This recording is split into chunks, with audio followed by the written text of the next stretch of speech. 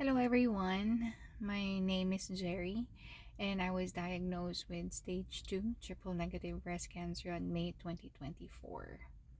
After ng diagnosis ko, nahirapan akong i-process siya at tanggapin kasi it's triple negative and it's the most aggressive breast cancer.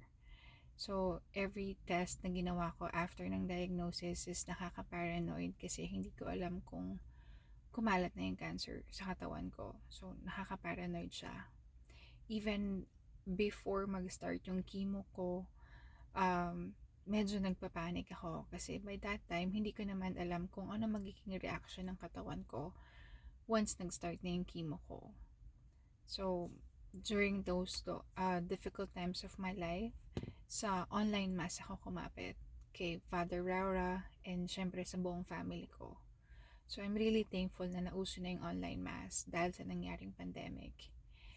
And sa mga natutunan ko naman sa cancer journey ko is one, hanapin yung positive sa gitna ng lahat ng negative. Minsan kasi na-highlight lang yung negative, like may cancer ka or may cancer ako.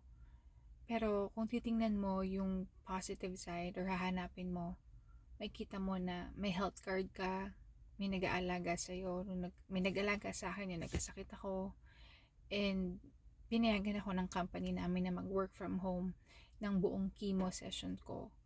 So, pag nakita mo lahat yung positive side sa gitna ng negative side or sa negative na pinagdadaanan mo, then may kita mo na hindi ka pa rin pinabayaan ng Diyos.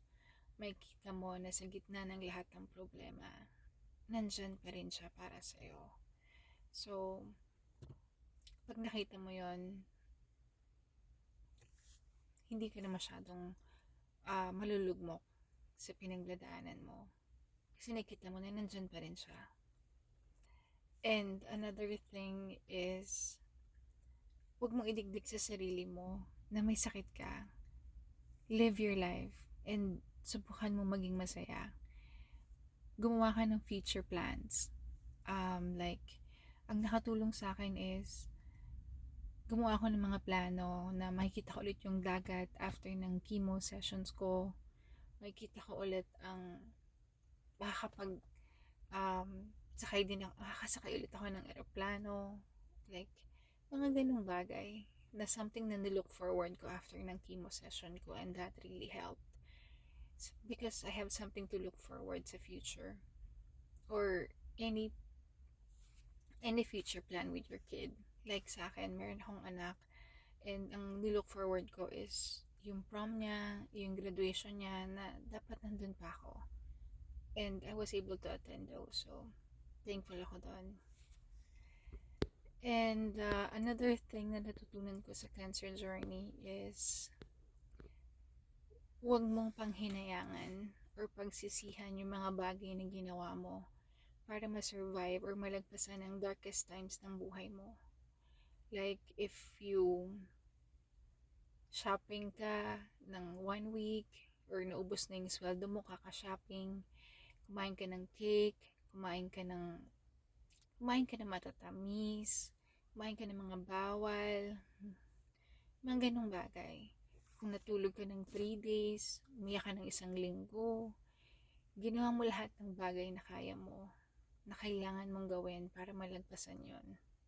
So, kung yung maliit na bagay na ginawa mo is nakatulong sa'yo para malagpasan yung kahit isang araw lang sa pinagdadaanan mo, good job, 'di ba?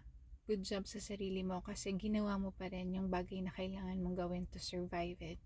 So, wag mong paghinayangan yun. Napaka-importante nun. And, live your life. Because, alam na nating lahat, life is short. Kung may mga bagay kang gustong gawin, kung may mga bagay kang gustong matutunan, then start now. One thing na natutunan ko is appreciate your life and appreciate what you have and do the things that you like most while you can. Napaka-importante nun. Siyempre binago ako ng cancer. Yung katawan ko, yung buhok ko, at yung pananaw ko sa buhay. I'm still thankful every day na nalagpasan ko yung darkest times na yon and nandito pa rin ako kasama ng buong family ko. I'm now back to work and hanggang ngayon naka-fight mode pa din ako kasi ando naman yung fear of recurrence na kailangan ko namang labanan. But I'm taking it one day at a time. Alam ko na madami ng survivors dito, mga long time survivors under kay Dr. Huson, and I'm looking forward na maging part ng long time survivors ng grupo ni Dr. Huson. So, ayun lang po, and have a great day everyone.